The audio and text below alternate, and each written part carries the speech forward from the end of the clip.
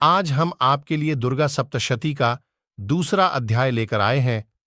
दुर्गा सप्तशती का पाठ सुनने मात्र से माता का आशीर्वाद प्राप्त होता है, इसलिए आप इस पाठ को पूरा सुनें। बीच में छोड़कर जाने की भूल बिल्कुल न करें।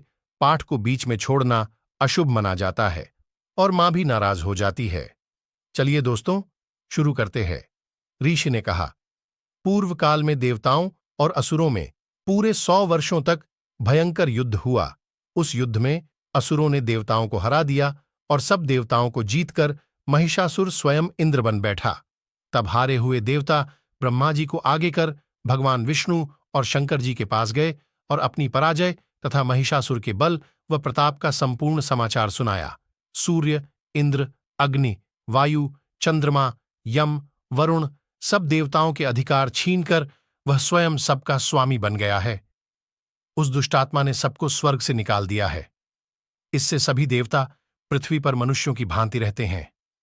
अतः हे महाराज, हम सब आपकी शरण हैं। आप उसे मारने का विचार शीघ्र ही कीजिए।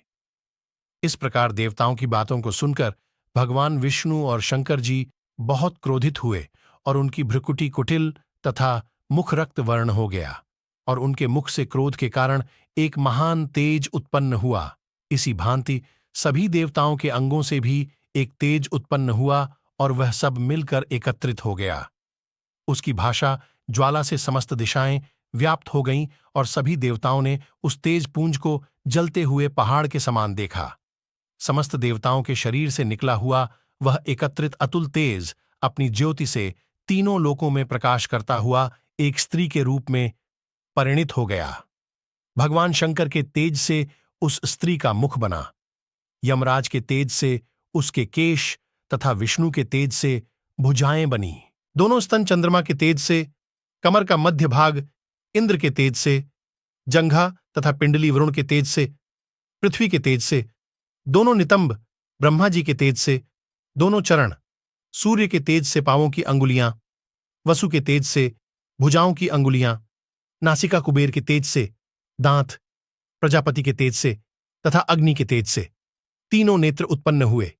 संध्याओं के तेज से, दोनों भौं पवन के तेज से, कान तथा इसी प्रकार अन्यान्य देवताओं के तेज से शिवा कल्याणकारी देवी की सृष्टि हुई।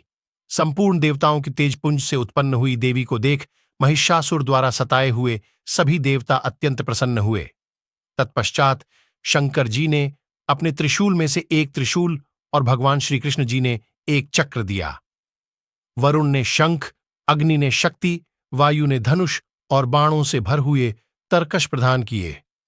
इंद्र ने अपने वज्र में से निकालकर वज्र और आयुध दिया तथा ऐरावत हाथी से उतारकर 1 घंटा प्रदान किया। यमराज ने कालदंड, वरुण ने पाशस्फटिक की माला प्रजापति ने और ब्रह्मा जी ने एक कमंडल प्रदान किया।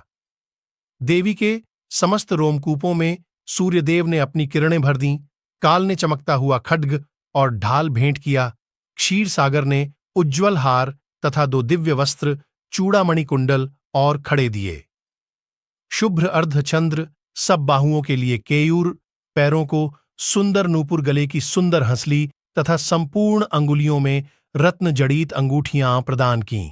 अत्यंत निर्मल फरसा विश्वकर्मा ने भेंट किया और विविध भांति के अस्त्र तथा अभेद्य कवच दिए। समुद्र ने हृदय तथा गले में पहनने के लिए कभी न मैली होने वाली कमल की माला दी और सुंदर कमल के पुष्प प्रदान किए। हिमालय ने सवारी के लिए सिंह तथा अनेक प्रकार के रत्न प्रदान किए। मदिरा से भरा हुआ पात्र कुबेर ने दिया। भूमंडल को धारण करने वाले नागराज शेष ने महामणियों से सुशोभित एक अनुपम हार दिया। इसी प्रकार अन्य सभी देवताओं ने भी विविध भांति के आभूषण तथा आयुध प्रदान किए। तब भगवती देवताओं से भली भांति सम्मानित होकर बार बार ऊंचे स्वर से अट्टहास करती हुई गर्जन करने लगी, जिससे सारा आकाश उठा। भगवती की गर्जना कहीं समा न सकी और उसकी ध्वनि से संपूर्ण विश्व तथा सागर कांप उठे। संपूर्ण पृथ्वी तथा पर्वत कंपित हो गए। उस समय सारे देवगण उस सिंह वाहिनी देवी की जय जयकार करने लगे। मुनिगणों ने भी भगवती की बड़ी विनम्रता से नतमस्तक होकर स्तुति की। इस प्रकार सारे विश्व को भयभीत देख असुरगण अपनी समस्त सेना सुसज्जित कर खड़े हो गए और महिषासुर क्रोध में आकर बोला, ये क्या हो रहा है, ऐसा कहकर सब सेना साथ लेकर तथा उदग्र राक्षस 60,000 रथ सैन्य को अपने साथ में लेकर युद्ध करने लगा। महाहनु राक्षस 1 करोड़ रथियों की सेना और असिलोमा असुर 5 करोड़ सेना साथ में लेकर युद्ध करने लगे। बाशकल नामक असुर 60 लाख रथ तथा हजारों हाथी घोड़ों की सेना लेकर युद्ध करने लगे। वृत नामक असुर 1 करोड़ रथ की सेना को साथ लेकर, विडाल असुर 1 करोड़ 50 लाख सेना लेकर तथा और भी असुर अयुत सेना रथ हाथी घोड़ा साथ में लेकर देवी से यह युद्ध करने लग गए। महिषासुर भी श्री भगवती के साथ युद्ध करने के लिए करोड़ करोड़ हजार रथ हाथी तथा घोड़ों की एक सेना साथ में लेकर युद्ध भूमि में आ डटा। वे राक्षसगण तोमर भिंदीपाल, शक्तिमूसल, खड्ग फरसा आदि पट्टिश हथियारों से भगवती के साथ युद्ध करने लगे। अनेक दैत्य भगवती के ऊपर शक्ति फेंकते तथा कई पाश फेंकते थे। अनेक राक्षसों ने तो भगवती को तलवार से मारने को प्रहार किया, तो उसी समय देवी ने राक्षसों के अस्त्र शस्त्रों को साधारण तथा खेल खेल में काट डाला। तदनंतर देवता और अर्षियों ने देवी की प्रार्थना की।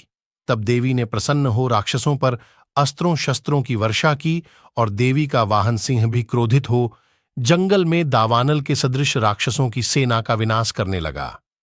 युद्ध करते हुए भगवती ने जितने श्वास छोड़े, उन प्रत्येक श्वासों से भगवती के सैकड़ों हजारों गण उत्पन्न हुए और फिर वे भी भिन्नीपाल, फरसा, पट्टिश आदि अस्त्र शस्त्रों से युद्ध करते हुए देवी की शक्ति द्वारा असुरों का विनाश करते हुए ढोल शंख मृदंग बजाने लगे। अनंतर भगवती ने त्रिशूल गदा तथा तलवारों से सैकड़ों महासुरों को मार डाला। इस प्रकार से दुर्गा सप्तशती का दूसरा पाठ समाप्त होता है। यदि आपको हमारे द्वारा दी गई जानकारी अच्छी लगी हो तो वीडियो को लाइक और चैनल को सब्सक्राइब करिए। धन्यवाद।